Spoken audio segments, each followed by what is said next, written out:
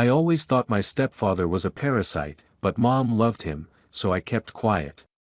Then he sold the house my father left me and spent the money on himself. He thought I would just accept it. He was wrong. The day my father died, I lost more than just a parent.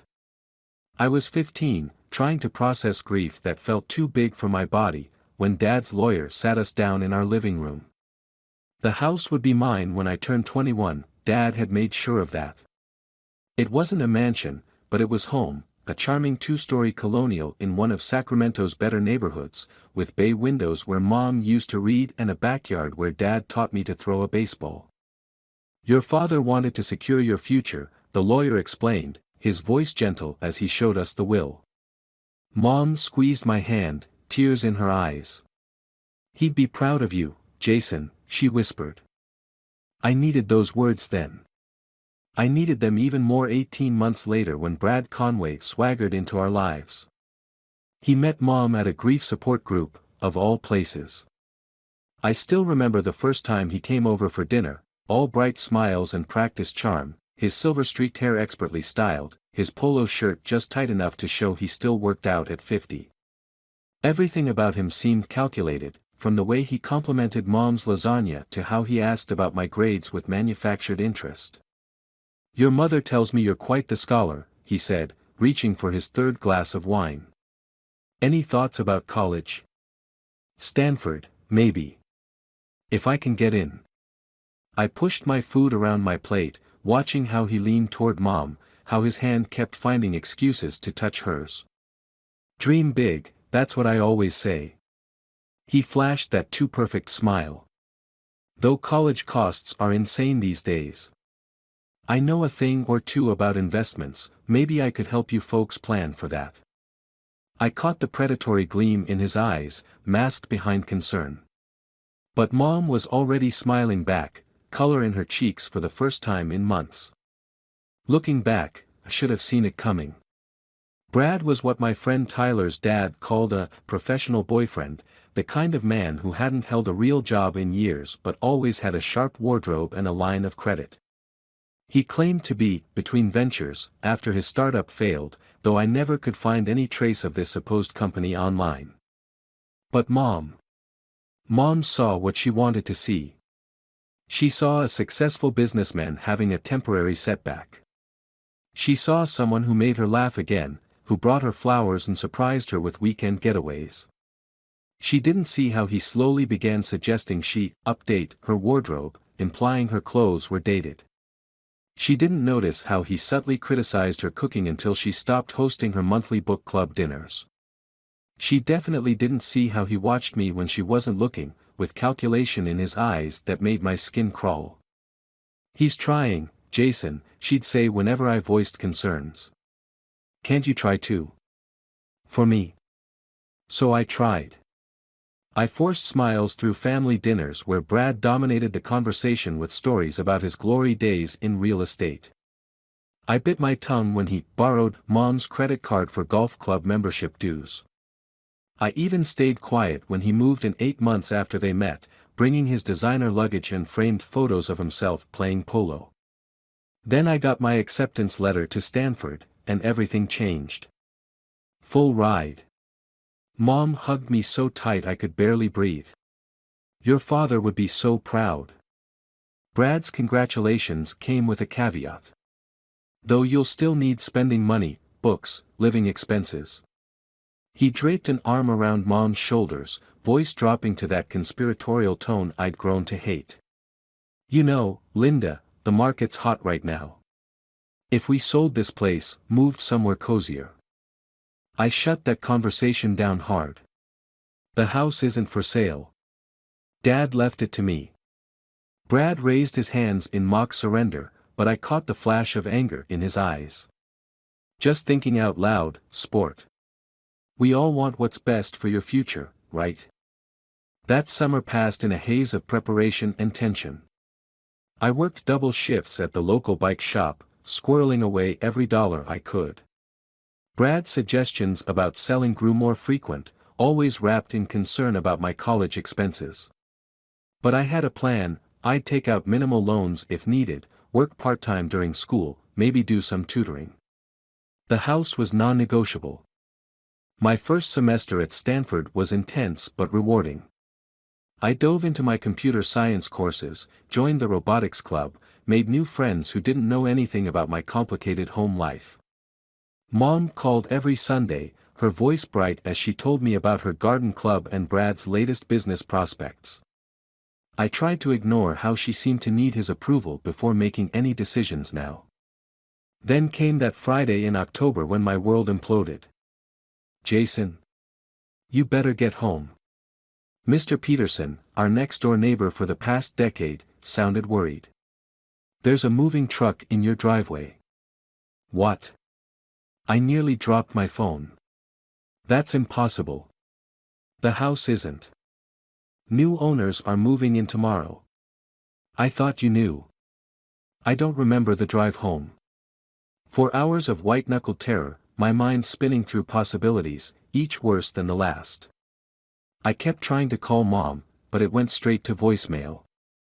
Brad's phone was currently unavailable. The sun was setting when I pulled onto our street. The house looked exactly the same: Dad's old maple tree, Mom's rose bushes, even the slightly crooked mailbox I'd backed into when learning to drive. Except for the "sold" sign stabbed into our front lawn like a knife to the heart. I found them in the kitchen. Mom sat at the table, hands wrapped around a cold cup of coffee, unable to meet my eyes. Brad lounged against the counter in designer jeans that looked new, a satisfied smirk playing at the corners of his mouth. "Welcome home, sport," he said, as if we were about to have a normal family dinner. "Surprised to see you. What did you do?" My voice came out surprisingly steady, considering how badly my hands were shaking. "We did what was necessary." He gestured expansively. "The market peaked, we got an amazing offer. Smart business move. This house wasn't yours to sell. Actually." He pulled out his phone, scrolled through some documents. "Your mother signed everything over to me last year when we got married. Legal and binding." I turned to Mom, desperately hoping this was some kind of nightmare. "You gave him the house." "My house?" "Honey, we needed to think about the future," she whispered. Brad said. "Brad said what?" I cut her off. "That he'd invest the money. Take care of everything. Make all our dreams come true." "Don't take that tone with your mother." Brad stepped forward, all pretense of friendliness gone. "The house is sold. End of story. The money's been invested in some exciting opportunities." "You mean that new Porsche in the driveway?" The pieces were falling into place now. "Or maybe the trips to Vegas you thought Mom didn't know about." His face darkened. "You ungrateful little. Save it." I pulled out my own phone, opened my banking app. "Mom, what's the name of Brad's investment company? The one handling all this amazing opportunity?" She frowned. "Swift Valley Partners." He said they're very exclusive. Funny. Because they don't exist. I turned the screen toward her. "But someone's been making large cash withdrawals from your account at the Venetian casino.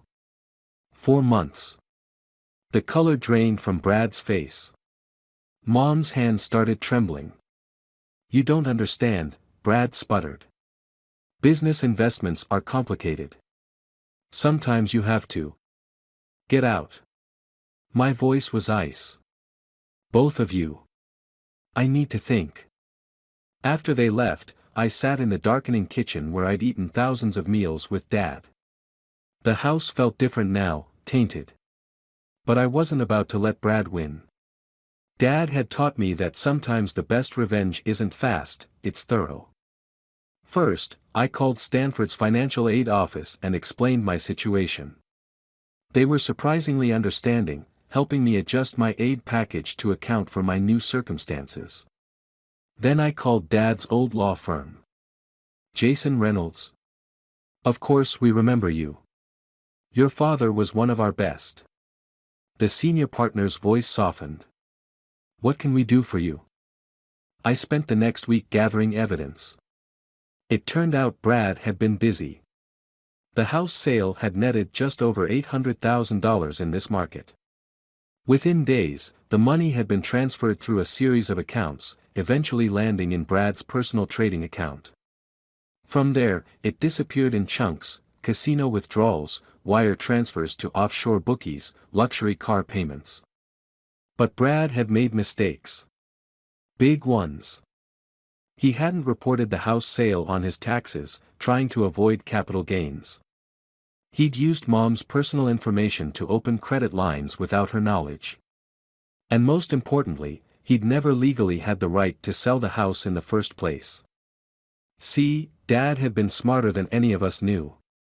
The house had been placed in an irrevocable trust, with me as the beneficiary. The trust documents clearly stated that the property couldn't be sold until I turned 21. Any transfer before then was legally void. Brad had forged documents to get around this, probably assuming I'd never check.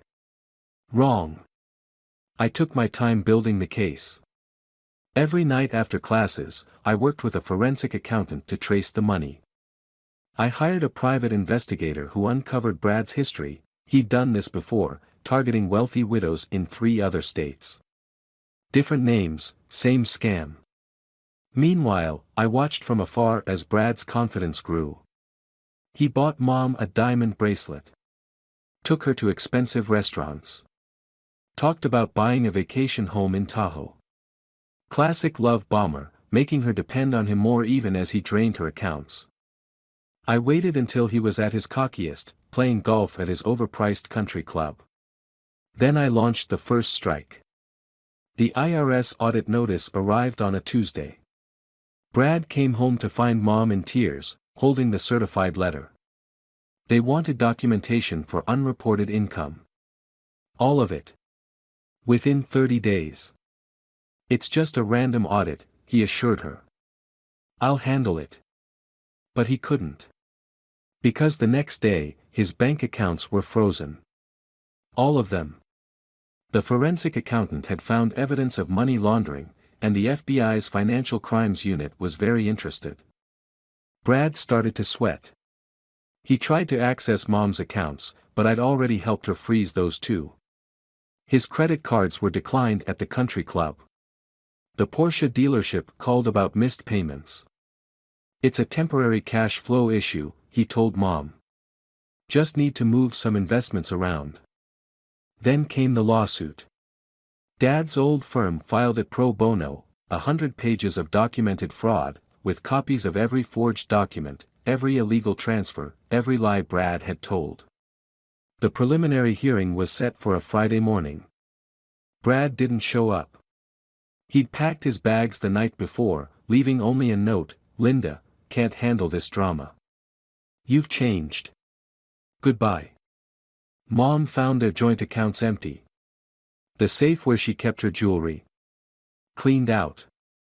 Even her car was gone, sold by Brad with a forged power of attorney. But I wasn't done. Not even close. Remember that private investigator? He'd been following Brad for weeks. 3 days after Brad disappeared, I got a text with an address in Reno. Brad was holed up in a discount motel, probably planning his next scam. I made 2 calls. First to the FBI, who were happy to learn their suspect hadn't left the country. Then to a local news station that loved stories about fraudsters targeting vulnerable widows. They caught him trying to check out, still wearing his designer clothes but looking considerably worse for wear. The footage went viral: former polo-playing socialite Brad Conway, handcuffed in a motel parking lot, his perfectly styled hair a mess as he tried to hide his face from the cameras. The evidence was overwhelming. Multiple counts of fraud. Tax evasion. Theft. Forgery. The prosecutor called it one of the most sophisticated elder abuse schemes she'd seen. Brad's lawyer tried to cut a deal, but the judge wasn't feeling generous. 15 years, no possibility of early parole. Plus restitution of all stolen funds.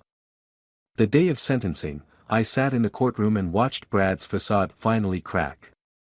Gone was the smooth-talking charmer who'd infiltrated our lives. In his place sat a broken con man in an orange jumpsuit, looking every day of his 57 years. He turned to look at me just once. I smiled and gave him a small wave, enjoying how he flinched. The house? The sale was voided due to fraud. I bought it back at auction for a fraction of what Brad had sold it for, using money recovered from his accounts. Poetic justice. Mom moved in with her sister in Oregon. She couldn't face the neighbors, the pitying looks, the whispered gossip. She sends cards on my birthday and Christmas, always with a note saying she's sorry, that she should have listened. I haven't answered any of them. Sometimes late at night, I sit in Dad's old study and wonder if he would approve of what I did. The methodical way I dismantled Brad's life. The satisfaction I took in his destruction. Part of me thinks he would understand. Another part isn't so sure. The house feels different now. Bigger, somehow. Emptier. I've thought about selling it, starting fresh somewhere without all these memories. But I won't. Not yet. Because every morning when I wake up here, I remember what Dad taught me about justice. About standing up for what's right, even when it's hard. About protecting what's yours. And every morning, I check the news for stories about other con men, other fraudsters targeting vulnerable people. I've started a support group for victims of romance scams. Built a website tracking known offenders. Testified at legislative hearings about strengthening fraud protections. Brad took something from us that wasn't just money or property. He took Mom's trust, her confidence, her sense of self. He took the peace we'd found after Dad died. Those things don't come back with a court order or a bank transfer. But he taught me something too. He taught me that revenge, real revenge, isn't about violence or threats. It's about patience. Preparation. Documentation. It's about using the system that predators like him exploit, turning it back against them. Last week, I got a letter from Brad. Prison stationery, careful handwriting. Probably another attempt at manipulation, some sob story about finding God or wanting to make amends. I didn't open it. Instead, I pinned it to Dad's old corkboard, right next to my Stanford diploma and the original deed to the house. A reminder. Some people say living well is the best revenge. They're wrong. The best revenge is making sure they never hurt anyone else again. Mom called yesterday. She's thinking about moving back to California. Says she's ready to face everything, to rebuild. Asked if I'd help her find a place nearby. I haven't answered yet. But I'm thinking about it. Because maybe that's the real test, not how well you execute revenge, but what you do after. How you rebuild. Who you choose to become. The house needs a fresh coat of paint. Dad's old maple tree could use some trimming. Small things, normal things. Life going on.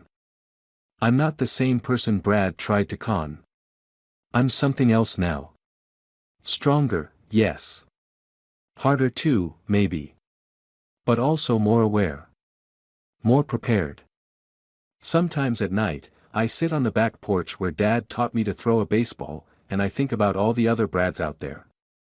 All the other families they're targeting. All the lives they're preparing to destroy. And I smile. Because I know something they don't. I know exactly how they work now. And I know how to stop them.